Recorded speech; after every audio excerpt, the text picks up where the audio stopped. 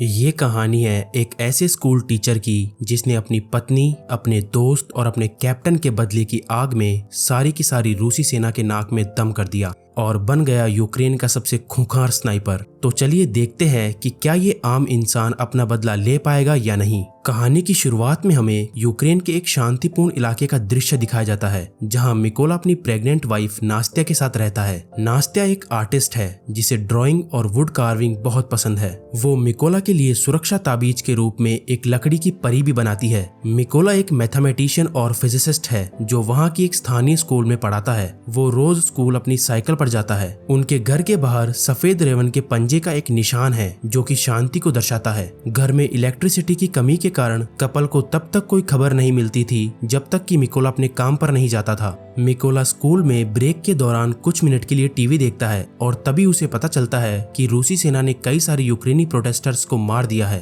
और अब रूसी सेना पूरे यूक्रेन पर कब्जा करने के लिए तैयार है। क्लास के दौरान मिकोला को एक इवान नाम का स्टूडेंट परेशान करता है। इवान सोचता है कि उसका टीचर एक अजीब और अजनबी इंसान है। वो चाहता है कि मिकोला यहाँ से चला जाए, लेकिन मिकोला इवान की इन हरकतों से कभी परेशान नहीं होता क्योंकि वो शांतिवाद में विश्वास करता है। उसका काम ऐसे भटके जीवों को मार्गदर्शन दिखाना है, ना कि उनसे लड़ाई करना। एक दिन अपने काम पर जाते समय मिकोला कुछ सैनिकों को सड़क के किनारे खड़े देखता है, लेकिन वो उन पर ध्यान नहीं देता। जब अंत में वो स्कूल पहुंचता है तो स्कूल को खाली देखकर उसके होश उड़ जाते हैं। फिर टीवी पर चल रही न्यूज से उसे पता चलता है कि रशिया ने यूक्रेन पर आक्रमण कर दिया है। थोड़ी देर पहले देखे गए सैनिकों को याद करते हुए मिकोला अपनी पत्नी की चिंता करने लगता है और वो वापस अपने घर जाने का फैसला करता है। लेकिन तब तक बहुत देर हो चुकी थी क्योंकि रूसी सैनिक वहां नास्त्या को पीट रहे थे और जब मिकोला अपनी पत्नी को बचाने की कोशिश करता है तो रूसी सैनिक उसे भी बंदी बना लेते हैं। रूसी सैनिक ये सुनिश्चित करने के बाद कि ये दोनों जासूस नहीं है, वो उनके घर को आग लगाकर वहां से जाने लगते हैं। लेकिन जब नात्स्या जवाबी कार्रवाई में उन पर पत्थर फेंकती है तो सैनिक जाने से पहले उसे गोली मारने में बिल्कुल भी संकोच नहीं करते। मिकोला पूरी तरह से टूट जाता है। अब उसके लिए सब कुछ तबाह हो चुका था।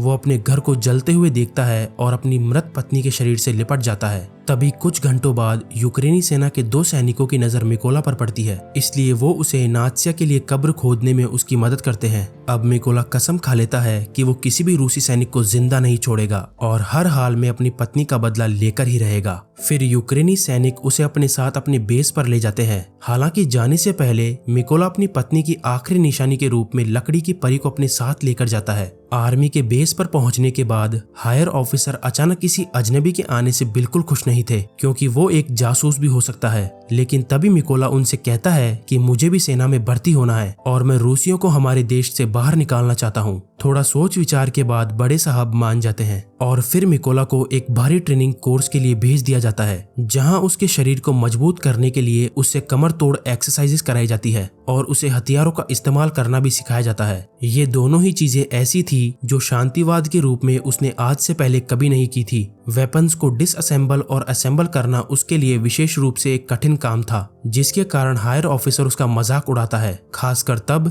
जब वो कहता है कि आज से मेरा कोड नेम रेवन है। मिकोला हार नहीं मानता और देर रात तक अपनी वेपन प्रैक्टिस जारी रखता है और वो लकड़ी की परी को भी अपने पास रखता है ताकि उसे अपना लक्ष्य अच्छे से याद रहे। कुछ हफ्तों बाद ट्रेनिंग कर रहे लोगों को पता चलता है कि मोर्चे पर पर्याप्त स्नाइपर्स नहीं है और सेना इस काम के लिए वॉलंटियर्स की तलाश कर रही है। इस काम में बहुत से लोग रुचि नहीं रखते, लेकिन मिकोला तुरंत वॉलंटियर बन जाता है, जिसे देखकर वहां मौजूद सभी लोग उस पर हंसने लगते हैं। मिकोला फिर भी हार मानने को तैयार नहीं था। वो खुद को साबित करने के लिए एक चैलेंज लेता है। वो 20 सेकंड के अंदर अंदर अपनी आंखों पर पट्टी बांधकर एक AK-47 को अलग करके फिर से उसे इकट्ठा कर देता है और वो हंसने वाले लोग अब उसके लिए तालियां बजाते हैं और अब सब उसे रेवन कहने लगते हैं, जैसा कि वो शुरू से ही चाहता था। फिर मिकोला को स्नाइपर ट्रेनिंग के लिए भेज दिया जाता है। स्नाइपर ट्रेनिंग के दौरान ट्रेनिंग का थ्योरी पार्ट मिकोला को आसानी से समझ आता है क्योंकि वो पहले से ही मैथ्स और फिजिक्स में एक्सपर्ट है। मिकोला टीचर से भी तेज कैलकुलेशंस करता है, जिसे देखकर टीचर भी उससे इम्प्रेस होता है। जब इंस्ट्रक्टर उसके पास जमीन पर गोली मारता है तो वो बिल्कुल शांत रहता है और जरा सा भी इधर उधर नहीं होता। यहाँ वो अपना पहला टेस्ट पास कर लेता है, लेकिन दुर्भाग्य से जब एक्चुअल शूटिंग की बात आती है तो वो अच्छा परफॉर्म नहीं करता क्योंकि उन्होंने उसे बाकी सब लोगों से अलग राइफल दी थी जो कि बिल्कुल लो क्वालिटी की थी और उस तरह की राइफल्स वॉर में बिल्कुल भी यूज नहीं की जाती थी। जब भी मिकोला उस राइफल को बदलने की बात करता था तो उसे यह कहकर दबा दिया जाता कि कमी राइफल में नहीं तुम में है। लास्ट स्नाइपर टेस्ट रात के समय में होता है। जब इंस्ट्रक्टर हवा में फायर करेगा तो उसकी रोशनी से सबको अपना टारगेट देखना है और जल्द से जल्द अपने टारगेट पर शूट करना है। हालांकि मिकोला ने अभी तक शूट नहीं करा था क्योंकि वो टारगेट की दूरी कैलकुलेट करने के लिए लाइट का यूज करता है। और जब एक बार एग्जाम खत्म हो जाता है उसके बाद मिकोला घने अंधेरे में शूट करता है और गोली बिल्कुल टारगेट के बीचों बीच हिट करती है। अब उसने कुछ ऐसा कर दिखाया था जो आज तक कोई भी नहीं कर पाया था। इससे मिकोला हाईएस्ट स्कोर के साथ ग्रेजुएट हो जाता है और फिर उसे फर्स्ट क्लास यूनिट को सौंप दिया जाता है।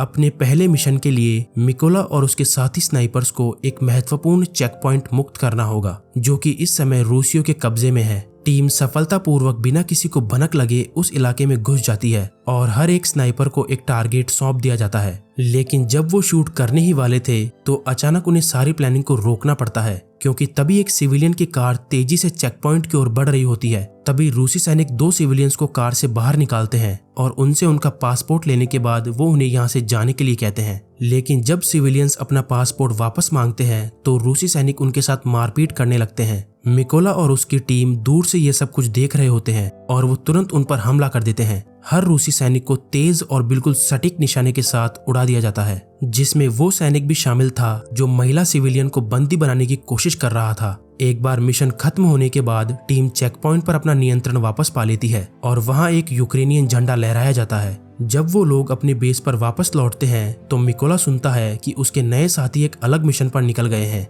इसलिए वो इस पल का उपयोग उस स्कूल में जाने के लिए करता है जहां वो पहले पढ़ाया करता था और वहां धूल भरी क्लासेस के सुनसान नज़ारे को देखकर खुद को गहराई से महसूस करता है। अगले दिन जब दूसरी टीम वापस आती है तो मिकोला को सबसे दुखद खबर सुनने को मिलती है कि उसका एक दोस्त दुश्मन स्नाइपर के हाथों मारा गया। ये सुनकर मिकोला बुरी तरह से टूट जाता है और अब वो इसे भी उन कारणों की लिस्ट में जोड़ता है जिसके लिए मिकोला को रूसियों से बदला लेना है। अगले मिशन के लिए मिकोला की टीम अपने दुश्मन को उसकी औकात दिखाने के लिए जंगल में उनका इंतजार करती है, लेकिन घास में छुपने से पहले वो पेड़ों के नीचे कई सारे बॉम्ब्स छुपा देते हैं। जब रूसी सैनिक जंगल में दिखाई देते हैं तो मिकोला उन्हें गोली मारने से हिचकिचाता है क्योंकि वो कुछ ऐसा देखता है जिस पर उसे विश्वास नहीं होता। इवान रूसी सेना में शामिल हो जाता है और वो अपने साथियों के साथ इसी तरफ आ रहा होता है। जब कैप्टन मिकोला को गोली मारने का आदेश देते हैं तो वो इस ख्याल से बाहर निकलता है और डेटोनेटर को गोली मार देता है, जिससे इवान के साथ साथ हर एक रूसी सैनिक की मौत हो जाती है। जब कैप्टन उससे पूछते हैं कि क्या बात थी तो मिकोला बताता है कि इनमें से एक लड़का इवान था जिसे मैं स्कूल में पहले पढ़ाया करता था। तो कैप्टन उसे कहते हैं कि वो इवान की इच्छा थी कि उसे वॉर में किस तरफ रहना है, इसमें तुम्हारी कोई गलती नहीं है।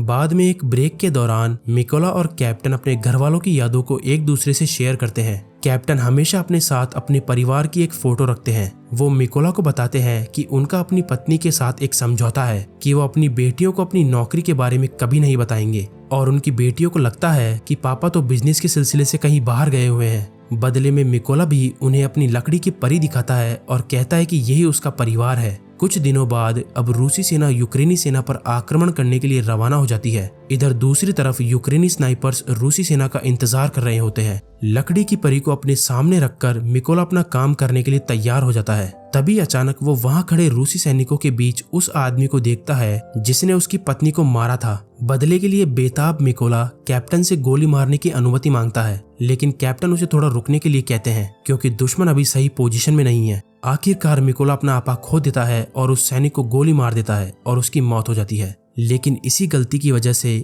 वो एक छिपे हुए स्नाइपर को अपनी लोकेशन भी बता देता है जो तुरंत जवाबी कार्रवाई में कैप्टन को मार देता है। फिर रूसी सैनिक उन पर बम फेंकते हैं और अंधाधुंध फायरिंग करते हैं, लेकिन मिकोला हर गोली और बम को चकमा देकर कैप्टन के शरीर को घसीटता है। कुछ घंटों बाद जब मिकोला अपने बेस पर वापस आता है तो एक हायर ऑफिसर उससे वादा करता है कि कैप्टन को मारने वाले स्नाइपर का पता जरूर लगाया जाएगा और जब एक बार हम उसे ढूंढ लेंगे तो उसका खात्मा करने हम तुम्हें ही भेजेंगे। इस बीच मिकोला अब से हर मिशन पर अकेले जाने का फैसला करता है। उसकी स्नाइपर स्किल्स दिन ब दिन बेहतर होती जा रही है और वो कई रशियन स्नाइपर्स को मिनटों में ढेर कर देता है। कई बार वो जोखिम भरे कदम भी उठाता है जिसके कारण उसके हाथ में गोली भी लग जाती है। मिकोला अपने आप को रिकवर करने के लिए एक सीक्रेट जगह पर जाता है, लेकिन तभी उसके पास एक इम्पोर्टेंट कॉल आता है। जिससे उसे ये पता चलता है कि सेना ने कैप्टन को मारने वाले स्नाइपर की लोकेशन ढूंढ ली है, इसलिए मिकोला को जल्द से जल्द वापस आना होगा। मिशन शुरू होने से पहले जवानों को अब तक जुटाई गई सारी जानकारी बताई जाती है।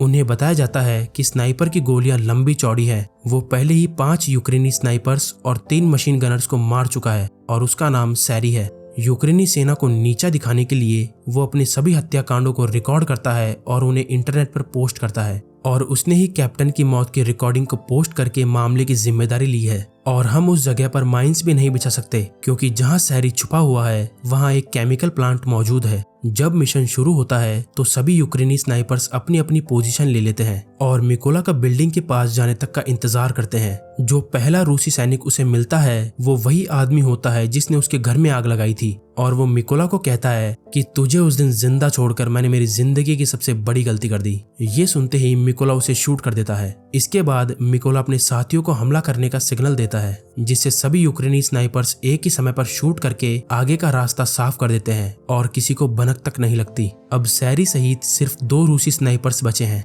उन्हें तब तक कोई शक नहीं होता जब तक उन्हें रेडियो पर अपने साथियों की आवाज नहीं आती, और जब सैरी अपने साथियों को देखने बाहर जाता है तो वो समझ जाता है कि यूक्रेनी सैनिक यहाँ आ चुके हैं। इधर मिकोला इसी मौके का फायदा उठाकर धीरे धीरे बिल्डिंग के अंदर घुस जाता है। उधर सैरी बैकअप के लिए अपने हेड ऑफिसर को कॉल करता है और वापस अपनी पहले वाली पोजीशन पर आता है, पर तभी वो वहां रखी एक लकड़ी की परी को देखकर हैरान रह जाता है और अचानक मिकोला ऊपर से हमला करके सैरी को चाकू से मार देता है, जबकि दूसरा सैनिक एक ग्रेनेड का शिकार हो जाता है जो बेसब्री से उसका इंतजार कर रहा था। तब सैरी ने जिस बैकअप की मांग की थी वो बैकअप टीम उस इलाके में पहुंच जाती है। जैसे ही रूसी ट्रक यहाँ रुकता है, यूक्रेनी सैनिक उस पर ताबड़तोड़ गोलियां बरसाते हैं, जिससे कुछ सेकंड्स में ही सभी रूसी सैनिक मारे जाते हैं और सब कुछ नष्ट हो जाता है। अब जब मिकोला ने अपनी पत्नी, अपने दोस्त और अपने कैप्टन का बदला ले लिया है तो वो एक ब्रेक लेने का फैसला करता है और नात्सिया की कब्र पर जाने के लिए अपने घर वापस जाता है, जहां वो एक गिरे हुए क्रॉस को ठीक करता है।